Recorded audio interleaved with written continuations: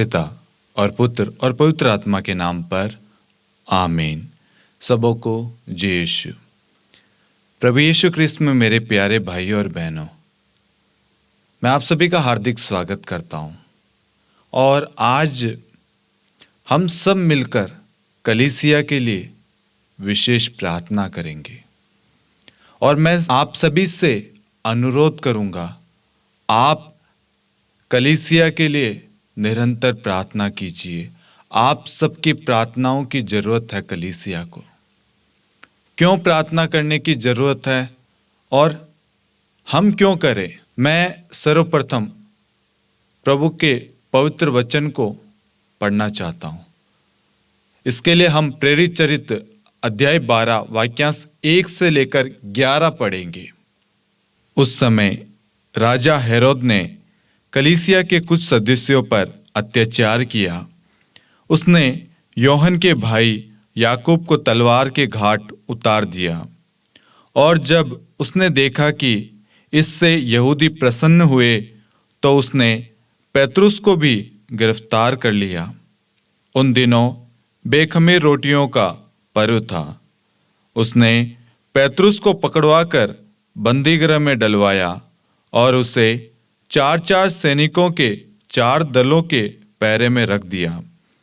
वह पास्का पर्व के बाद उसे लोगों के सामने पेश करना चाहता था।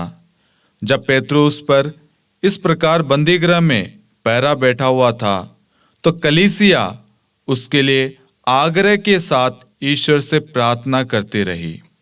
जिस दिन हेरोद उसे पेश करने वाला था, उसके पहले की रात को पेत्रुस 2 हथकड़ियों से बंधा हुआ 2 सैनिकों के बीच सो रहा था और द्वार के सामने भी संतरी पहरा दे रहे थे। प्रभु का दूत अचानक उसके पास आकर खड़ा हो गया और कोठरी में ज्योति चमक उठी। उसने पेत्रुस की बगल थपथपाकर उसे जगाया और कहा, जल्दी उठिए। इस पर पेत्रुस की हथकड़ियां गिर पड़ी। तब दूत ने उससे कहा, कमर बांधिए और चप्पल पहन लीजिए। उसने यही किया। दूत ने फिर कहा, चादर ओढ़कर मेरे पीछे चले आइए। पेत्रुस उसके पीछे पीछे बाहर निकल गया। उसे पता नहीं था कि जो कुछ दूत द्वारा हो रहा है वह सच्ची है।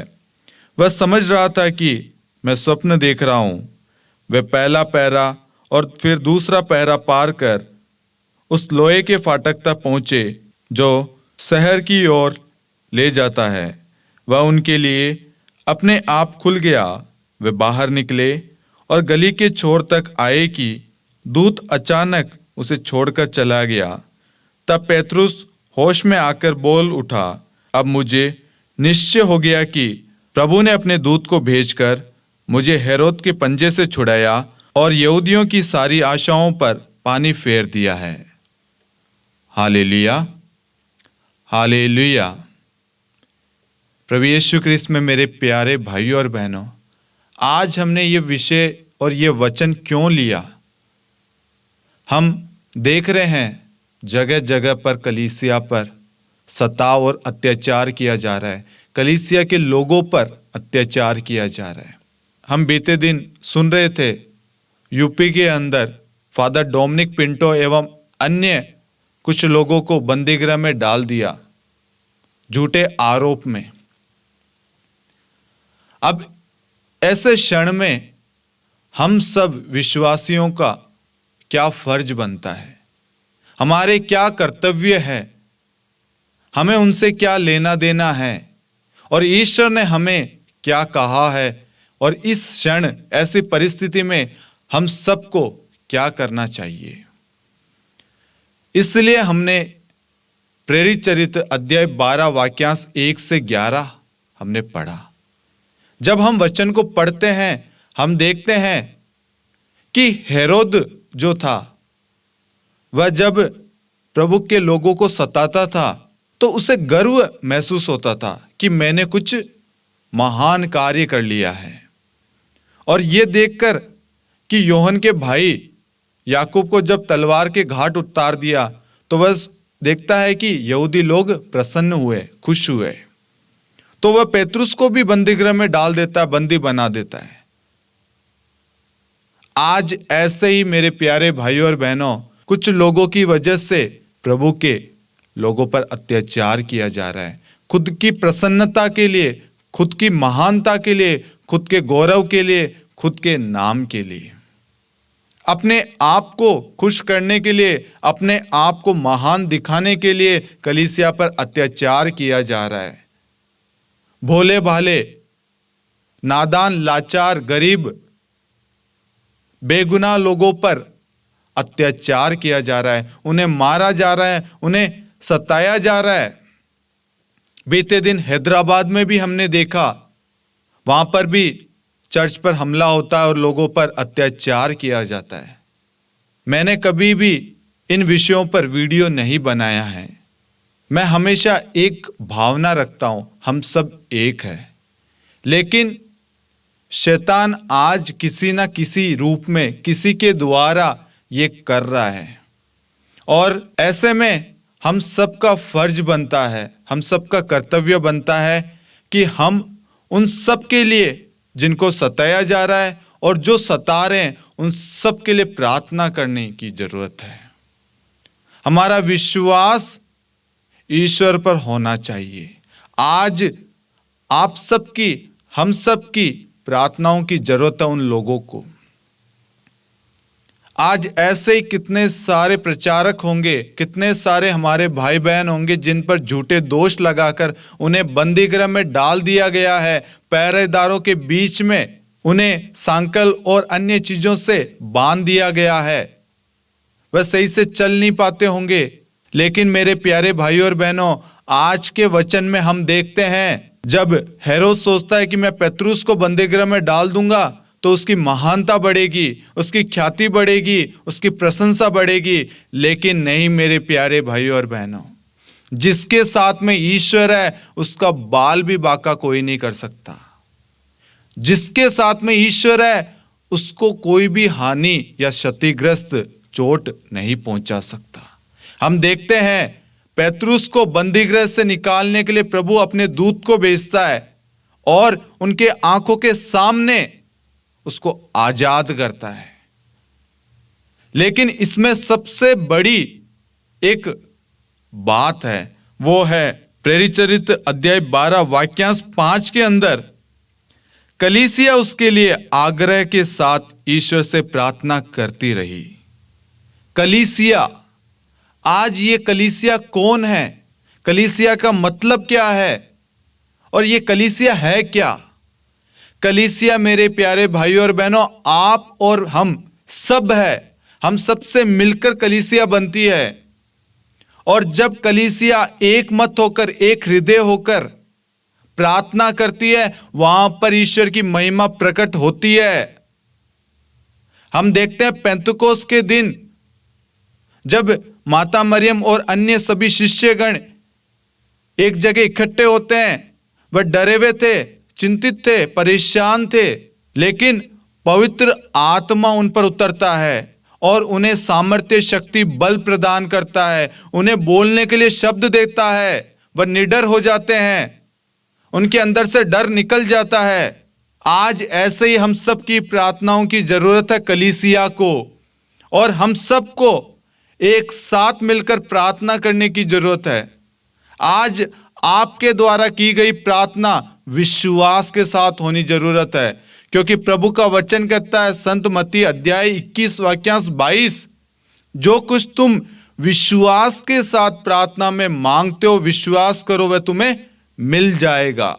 संत मत्ती अध्याय 21 वाक्यांश 22 कहता है, जो कुछ तुम विश्वास के साथ प्रार्थना में मांगोगे वह तुम्हें मिल जाएगा। आज हम सबको विश्वास के साथ प्रार्थना करने की जरूरत है।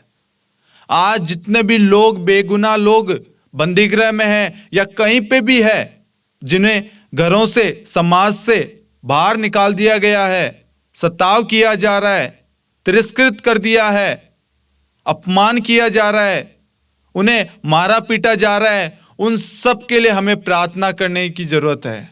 और साथ में जो लोग ऐसा कर रहे हैं उनके लिए ईश्वर से क्षमा याचना करने की जरूरत है। वे नहीं जानते कि वे क्या कर रहे हैं। हमें पिता से प्रार्थना करनी है, पिता ये नहीं जानते कि ये क्या कर रहे हैं, इन्हें क्षमा प्रदान कर। हम सबको उनके लिए क्षमा मांगनी है, उन सब के लिए, उनके द्वारा किए गए अभद्र व्यवहार, उनके द्वारा किए गए अपमान, उनके द्वारा किए गए हर एक बुरे कार्य पापों के लिए हमें क्षमा याचना मांगनी उस पिता से, हमारे पिता से, हमारे स्वर्गीय पिता से, जिसने इस संसार को रचा, जिसने नर और नारी की सृष्टि की, जिसने सृष्टि को बनाया, ब्रह्मांड को बनाया। हमें उस ईश्वर से प्रार्थना करने की जरूरत है। प्रभु का वचन कहता है जागते रहो और प्रार्थना करते रहो। कब शैतान आ जाए और उथल फुथल कर दे हमें नहीं मालूम। इसलिए मेरे प्यारे भाइयों और बहनों, इस चालीसा काल में आप अधिक से अधिक समय प्रार्थना में व्यतीत करें, वचन को पढ़िए, दूसरों के लिए मध्यस्थ बनिए। योना नबी निनवे के लिए एक मध्यस्थ बना।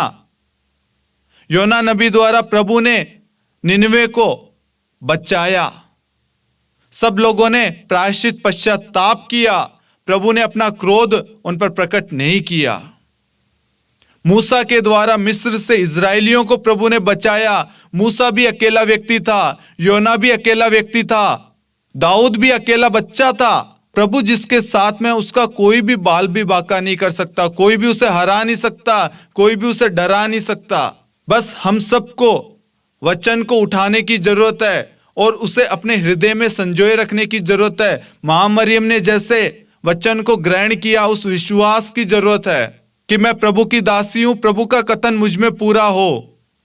प्रभु का वचन कहता है कलीसिया उसके लिए आग्रह के साथ ईश्वर से प्रार्थना करती रही। आज जितने भी लोग जेल में हैं, बंदी गृह में है, चाहे झूठे आरोप में, किसी भी आरोप में क्यों नहीं हो, आज हम सब यदि विश्वास के साथ प्रार्थना करेंगे, प्रभु अपने दूत को भेजेगा और उन्हें रिहा करेगा। सब कहे आमीन, आमीन। याकूब 5:15 में देखते हैं विश्वासपूर्ण प्रार्थना रोगी को बचाएगी। आज हम सबको विश्वासपूर्ण प्रार्थना की जरूरत है, विश्वास के साथ प्रार्थना करने की जरूरत है। आपके द्वारा की गई विश्वास के साथ प्रार्थना उन सबको बंदी गृह से छुड़वाएगी। Hallelujah, hallelujah. आज हम सबको एक हृदय, एक मत होने की जरूरत है। हमें कोई तलवार या अन्य चीजें उठाने की जरूरत नहीं है, हमें सिर्फ वचन उठाने की जरूरत है, वचन को पढ़ने की जरूरत है, हमें विश्वास करने की जरूरत है। मेरे प्यारे भाइयों और बहनों, ईश्वर ने कहा है यह तुम्हारे लिए निरे शब्द नहीं, इस पर तुम्हारा जीवन निर्भर करता है। जब हम वचन को विश्वास के साथ पढ़ते हैं, प्रार्थना में मांगते हैं, प्रार्थना करते हैं, ईश्वर का वचन कहता है आकाश और पृथ्वी टल जाए तो टल जाए, परंतु मेरे शब्द नहीं टल सकते। आपके द्वारा की गई प्रार्थना प्रभु अवश्य आपके प्रार्थना करने से, आपके मांगने से पहले ही प्रभु उसे पूरा कर चुका है। बस आपको विश्वास करना है। आप सबको घुटने पे आना है, अपनी कलीसिया के लिए, अपने कलीसिया के लोगों के लिए, अपने भाई बंधुओं के लिए प्रार्थना करने की जरूरत है। जो लोग सता रहे हैं उनके लिए प्रायश्चित करने के लिए, उनके पापों की क्षमा के लिए प्रार्थना करने की जरूरत है। हम इस चालीसा काल में हर एक व्यक्ति के लिए प्रार्थना करें। जहां कहीं पे भी सताव हो रहा है, उन सब जगह को प्रभु के चरणों में समर्पित करें। प्रभु का वचन प्रभु के मुख से निकलकर प्रभु का उद्देश्य पूरा करे बिना प्रभु के पास में नहीं लौटता है। आप जो भी वचन के द्वारा प्रार्थना करेंगे, वह वचन जाकर उन्हें स्वतंत्र करेगा। जब तुम सत्य को जानोगे, सत्य तुम्हें स्वतंत्र कर देगा। सत्य यह है, ईश्वर मेरे साथ है, मनुष्य मेरा कुछ भी नहीं कर सकता। मेरा ईश्वर असंभव को संभव करने वाला ईश्वर है। जो मनुष्य के लिए असंभव है, वह मेरे ईश्वर के लिए संभव है। उसने नबी एलिया के द्वारा स्वर्ग से आग बरसाई है। हम देखते हैं दूसरे राजाओं के ग्रंथ के अंदर पढ़ते हैं, नबियों में अकेला नबी बच गया था और पुजारियों की संख्या थी 425 प्लस और अन्य लोग। हम देखते हैं वह वेदी को पूरा गीला कर देता है। असंभव कार्य है ये मनुष्य के लिए, लेकिन जिसके साथ में ईश्वर खड़ा है, जिसके पीछे आगे हर जगह ईश्वर है, उसके लिए कुछ भी नामुमकिन नहीं है। आज हमारी डिक्शनरी में, हमारे हृदय में नामुमकिन नाम का शब्द ही नहीं है। हर चीज मुमकिन है, क्योंकि ईश्वर ने हमें बनाया, ईश्वर ने हमें रचा, ईश्वर हमसे प्रेम करता है, ईश्वर हमारे साथ में है, वह हमारी देख रेख करता है, वह हमें संभालता है, वह हमें प्रेम करता है, वह हमें बंदीगृह से, बुराई से, पाप से बचाता है, वह हमारी रक्षा करता है। वह अपने दूतों को आदेश देता है, तुम जहां कहीं भी जाओगे वह तुम्हारी रक्षा करे। मैंने तुम्हें सांपों और बिच्छुओं को कुचलने का अधिकार दिया है। हमें वचन दिया है यीशु ने हर चीज का सामना करने के लिए। आज हमें उस वचन को स्वीकार करने की जरूरत है, उस वचन को बोलने की जरूरत है विश्वास के साथ में। हम सबको घुटने पे आने की जरूरत है। हम सबको एक हृदय, एक मत होकर प्रार्थना करने की जरूरत है। आज मैं कहता हूं विश्वास के साथ, जो प्रार्थना की गई है वह खाली नहीं आएगी, क्योंकि यीशु का शब्द, यीशु का वचन उद्देश्य पूरा करे बिना वापस नहीं लौटता है। जितने भी लोग बंदीगृह में हैं, मैं प्रभु के वचन को आदेश देता हूं, प्रभु का वचन जाकर उन सबको इसी वक्त जेल से इसी वक्त छुड़ा चुका है। प्रभु का वचन कहता है जो कुछ तुम प्रार्थना में मांगते हो विश्वास करो वह तुम्हें मिल गया है। मेरा विश्वास है जितने भी लोग बंदीगृह में हैं, जितने लोगों के साथ में सताव हो रहा है, उन्हें समाज से बेदखल कर दिया है, निकाल दिया है, उन सबको प्रभु आजाद कर रहा है, स्वतंत्र कर रहा है। प्रभु उनसे प्रेम करता है, वह प्रभु की निजी प्रजा है, वह प्रभु की संतान है। हम वचन में देखते हैं संत योहन अध्याय 11 वाक्यांश 25 और 26, ईसा ने कहा, पुनरुत्थान और जीवन मैं हूं, जो मुझ में विश्वास करता है वह मरने पर भी जीवित रहेगा, और जो मुझ में विश्वास करते हुए जीता है वह कभी नहीं मरेगा। आमीन, आमीन। सब बोले हालेलुया, हालेलुया। मैं आपसे गुजारिश करूंगा, आप सब, मैं जितने भी वचन आपके साथ में बांट रहा हूं, आप उन वचनों को लेकर प्रार्थना कीजिए। इसी वक्त आपकी प्रार्थना, आपके द्वारा की गई विश्वासपूर्ण प्रार्थना उन सबको इसी वक्त आजाद कर चुकी है, उनको छुड़ा चुकी है। यह हमारा विश्वास है। हम यीशु के वचन को उनके सबके, हर एक परिवारों के इर्द गिर्द, उनके परिवारों को यीशु के वचन में बांध देते हैं, यीशु के बाड़े में बांध देते हैं, ताकि शैतान और जितने भी लोग उन्हें सता रहे हैं वह उनके इर्द गिर्द भी भटक ना सके, क्योंकि यीशु के वचन से शैतान डरता है, यीशु मसीह के नाम से शैतान कांपता है। जहां यीशु का नाम लिया जाता है वहां शैतान टिकता नहीं है। इसलिए हम सबको प्रभु यीशु का गुणगान करना, प्रभु की स्तुति, महिमा, आराधना, प्रशंसा करनी है, प्रभु यीशु के वचन को बोलना, विश्वास के साथ आज्ञा देनी है कि प्रभु का वचन इसी वक्त इन लोगों को क्षमा प्रदान करे, और जितने भी लोग बंदीगृह में, यीशु का वचन जाकर उन्हें इसी वक्त आजाद करे। आमीन। विश्वासपूर्ण प्रार्थना। और साथ में आप इस वीडियो लिंक को अन्य लोगों के साथ में शेयर करना मेरे प्यारे भाइयों और बहनों, ताकि हम सब मिलकर समस्त कलीसिया के लिए, हर एक व्यक्ति के लिए, हर एक परिवार के लिए, समस्त संसार के लिए हम प्रार्थना कर सके। पिता और पुत्र और पवित्र आत्मा के नाम पर आमीन। सबों को जय यीशु।